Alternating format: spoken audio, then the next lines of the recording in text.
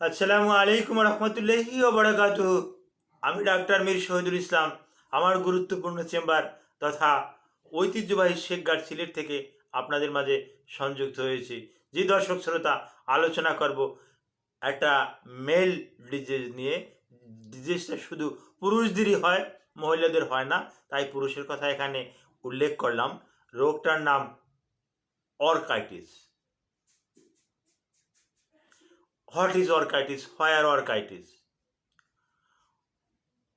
Orchitis is viral or a bacterial disease. At first, it grow parotid gland, then testicular, and total area of scrotum. এটা প্যারোটিক গ্রন্থির একটা প্রদাহ, যাকে আমরা mum's বলে থাকি। এই মামস হলে, এই যেখানে দুই জায়গায় হাত দিছি, এখানে মামস হয়। এই মামস হলে এই প্যারোটিক গ্ল্যান্ড ফুলে যায়। প্যারোটিক গ্ল্যান্ড ফুলে গেলে এখান থেকে ভাইরাস ও সৃষ্টিকর্তা প্রদত্ত কিভাবে কি ও বাসা খুঁজে নেয় স্ক্রুটামে, ওভারিতে, সেখানে অপরাইটিসও হয়। অপরাইটিস নিয়ে আমি এখন কথা বলবো না, এখন অর্কাইটিস নিয়েই আমি কথাটা বলি। অপরাইটিস নিয়ে আমি আলাদা একটা আবার ভিডিও তৈরি করব ইনশাল্লাহ। তো এই অর্কাইটিস, এটা ওই স্ক্রুটামের দুটো টেস্টিস থাকে। এই টেস্টিস ইনফ্লামেশন করে, এখানে পর্দা হয় এবং দীর্ঘমেয়াদী এই সমস্যাটা হতে পারে এবং মামস হওয়ার 7 থেকে 8 দিনের ভিতরে এই লক্ষণটা প্রকাশ পায়। ওখানে আরও অনেক সমস্যা হতে পারে। ভেরিকোসেল হতে পারে,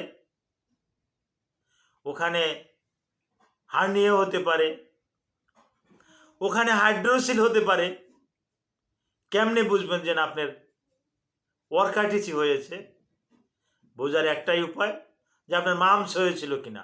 মামসের সাথে অর্কাইটিসের একটা সম্পর্ক আছে। এটা হলে টেস্টিস, সিঙ্গেল টেস্টিসেও হতে পারে, বোথ টেস্টিসেও হতে পারে। এটা লক্ষণ কি? প্রচণ্ড প্রদাহ থাকবে, ফুলে যাবে, ব্যথা হবে, শরীর ম্যাজম্যাজ করবে, শরীরে জ্বর থাকবে। এরকমেরও উপসর্গ আছে যে সার্কামসিশন বা সুন্নাতে খতনা করার পর একটা ছেলে কাপড় পরে হাঁটলে কাপড়টা ধরে ধরে হাঁটে, কারণ স্ক্রুটামে যদি টাচ লাগে তাহলে মনে হয় যেন আজরাইল, স্বয়ং আজরাইল তার বুকের উপরে বসে গেছে। ঠিক ছেলেদের এরকমের সমস্যা হয় এবং শিশু থেকে শুরু করে বয়স্ক পর্যন্ত এরকমের হয়। কাউকে ছাড় দেয় না, বয়স্কদেরও ছাড় দেয় না। তো বয়স্কদের এরকমের হলে বয়স্কদেরও কিন্তু ওই একই অবস্থা। মনে হলো যেন বয়স্ক লোকটা এভাবে করছে, তামাশা করছে আমাদের সাথে, এর কি খেলাধুলা করছে না, ওই সেও ওই রকমের। তার ওখানেও যদি টাচ করে কাপড়ে বাড়িতে, মনে হবে যেন ওই আজরাইল তার বুকের উপরেও বসে গেছে।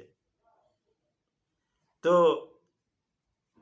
আপনি এটা ভেরিকোসেল, আমি আবার বলতেছি একই কথা, ভেরিকোসিল হলেও এই রকমের হতে পারে। আপনার হার্নিয়া হলে হতে পারে, হাইড্রোসিল হলে হতে পারে। এখান থেকে এভাবে আলাদা করতে হবে।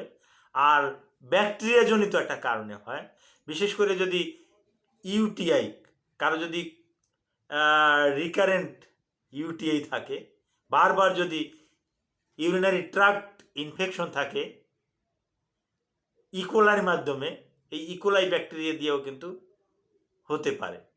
স্টেফাইলোকক্কাস অরিয়াস দিয়েও কিন্তু হয়েছে, তার প্রমাণ আমি পেয়েছি, রোগীর চিকিৎসা করাচ্ছি। আর এই এই এই ভাইরাসগুলো দিয়েও হয়, এই ব্যাকটেরিয়া দিয়েও হয়। আর যদি আপনার ক্রনিক সিস্টাইসিস থাকে, অর্থাৎ ইউরিনারি ব্লাডারের ভিতরে যদি স্টেফাইলোকক্কাস, স্টেফাইলোকক্কাস এউরিয়াস এ যদি একদম বাসা বেঁধে ওখানে ক্ষতি সাধন করে, তাহলে এরও কিন্তু একটা প্রভাব কিন্তু টেস্টিসের উপরে পড়ে থাকে, যার পরিপ্রেক্ষিতেও কিন্তু ওখানে বিভিন্ন রকমের সমস্যা হতে পারে। তো যাই হোক, এরকমের সমস্যা হতেই পারে। সমস্যা হলে এরকমের সমস্যা হলে কাল বিলম্ব না করে আপনি অতি দ্রুত চিকিৎসাটা কি? চিকিৎসাটাই হইল অতি দ্রুত আপনি ডক্টরের কাছে চলে যাবেন। ডক্টর একটা ফাইন্ডিং নেবে। আমরা সাধারণত একটা ফাইন্ডিং নিয়ে থাকি, আল্ট্রাসোনোগ্রাফিটা নিয়ে থাকি। এই গ্রাফির মাধ্যমে আমরা দেখতে পারি কোথায় কি কতটা ক্ষতি সাধন হয়েছে।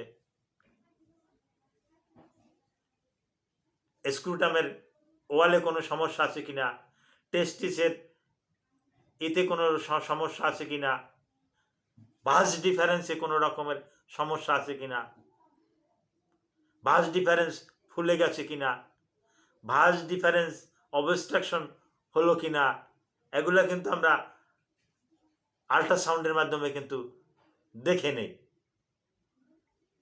তো অবহেলা না করে অতি দ্রুত আপনি একজন বিশেষজ্ঞ চিকিৎসকের শরণাপন্ন হবেন। যেহেতু এটা মেল ডিজিজ, একজন অভিজ্ঞ ডক্টর দেখাবেন। আমি যে বলবো যে একজন ইউরোলজিস্ট দেখাতেই হবে এমন কোনো কথা না। একজন মেডিসিনের একজন ভালো ডাক্তার দেখালেই আলহামদুলিল্লাহ উনি এর চূড়ান্ত একটা সমাধান দিবেন, যদি উনি অভিজ্ঞ চিকিৎসক হয়ে থাকেন। Thank you all.